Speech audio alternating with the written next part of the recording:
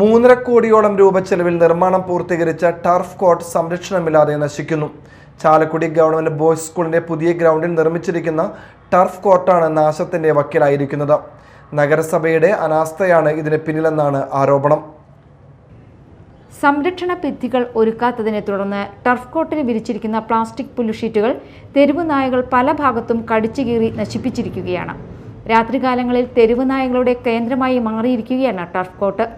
Government boys സ്കൂളിനോട് ചേർന്ന് 6 ട്രാക്കോട് കൂടിയ football ഗ്രൗണ്ടും പവലിയനും നിർമ്മിക്കാനായി BD Devasi MLA ആയിരുന്ന കാലത്താണ് 5 കോടി അനുവദിച്ചത്. പഴയ ഗ്രൗണ്ട് ദേശീയപാത വികസനത്തിന്റെ ഭാഗമായി നഷ്ടപ്പെട്ടതിനാൽ സ്കൂളിനോട് ചേർന്ന് പുതിയ സ്റ്റേഡിയം വേണമെന്ന കായിക പ്രേമികളുടെയും നാട്ടുകാരുടെയും ആവശ്യത്തെ തുടർന്നാണ് 5 കോടി രൂപ ചെലവിൽ സ്റ്റേഡിയം നിർമ്മിക്കാൻ തീരുമാനിച്ചത്. ഇതിനായി സ്കൂൾ കമ്പൗണ്ടിലെ വിവിധ സ്ഥാപനങ്ങൾക്കായുള്ള കെട്ടിടങ്ങൾ ഒതുക്കി പണിയുകയും ചെയ്തു.